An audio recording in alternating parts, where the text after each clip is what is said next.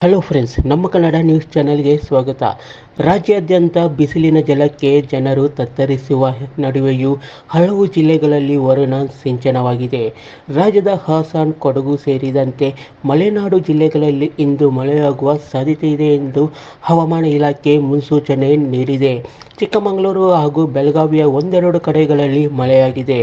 ರಾಜ್ಯ ರಾಜಧಾನಿ ಬೆಂಗಳೂರಿನಲ್ಲಿ ಸಾಮಾನ್ಯವಾಗಿ ಮೋಡ ಕವಿದ ವಾತಾವರಣ ಇರಲಿದ್ದು, ನಗರದಲ್ಲಿ ಕೆಲವೊಮ್ಮೆ ಬಲವಾದ ಮೇಲ್ಮೈ ಗಾಳಿ ಬೀಸುವ ಸಾಧ್ಯತೆ ಇದೆ. ಗರಿಷ್ಠ ಉಷ್ಣಾಂಶ 35 ಡಿಗ್ರಿ ಸೆಲ್ಸಿಯಸ್ ಹಾಗೂ ಕನಿಷ್ಠ ಉಷ್ಣಾಂಶ 21 ಡಿಗ್ರಿ ಸೆಲ್ಸಿಯಸ್ ದಾಖಲಾಗಲಿದೆ. ಕರಾವಳಿ, ಮಲೆನಾಡು ಹಾಗೂ ಉತ್ತರ ಒಳನಾಡಿನಲ್ಲಿ ಗುಡುಗು ಸಹಿತ ಮಳೆಯಾಗುವ ಸಾಧ್ಯತೆ ಇದೆ. ಉಳಿದಂತೆ ದಕ್ಷಿಣ ಒಳನಾಡಿನ ಒಂದೆರಡು ಕಡೆ ಜಿಲ್ಲೆಗಳಲ್ಲಿ ಮಳೆಯ ಸಿಂಚನವಾಗಲಿದೆ. ಮಿಕ್ಕಿದ್ದೆಲ್ಲ ಕಡೆಗಳಲ್ಲಿ ಬಹುಶಃ ಮೋಡ ಕವಿದ ವಾತಾವರಣ ಇರಲಿದೆ. ದಕ್ಷಿಣ ಒಳನಾಡಿನ ಮೈಸೂರು ಮತ್ತು ತುಮಕೂರಿನಲ್ಲಿ ಕೆಲವೆಡೆ ಹಗುರದಿಂದ ಕೂಡಿದ ಮಳೆಯಾಗುವ ಸಾಧ್ಯತೆ ಇದೆ. ಮಾರ್ಚ್ 31ರಿಂದ 2 ದಿನಗಳ ಕಾಲ 7ಕ್ಕೂ ಅಧಿಕ ಜಿಲ್ಲೆಗಳಲ್ಲಿ ಮಳೆಯಾಗಲಿದೆ ಎಂದು ಹವಾಮಾನ ಇಲಾಖೆ ಮುನ್ಸೂಚನೆ ನೀಡಿದೆ.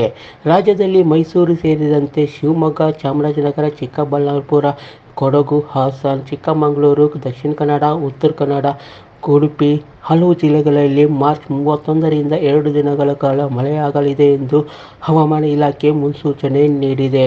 ಉತ್ತರ ಒಳನಾಡಿನ ಜಿಲ್ಲೆಗಳಲ್ಲಿ ಹೆಚ್ಚಿನ ತಾಪಮಾನ ಮುಂದುವರೆದಿದೆ. ಆದರೂ ಮುಂದಿನ ಕೆಲವು ದಿನಗಳ ಕಾಲ ಮಳೆಯಾಗುವ ಸಾಧ್ಯತೆ ಇದೆ ಎನ್ನಲಾಗಿದೆ.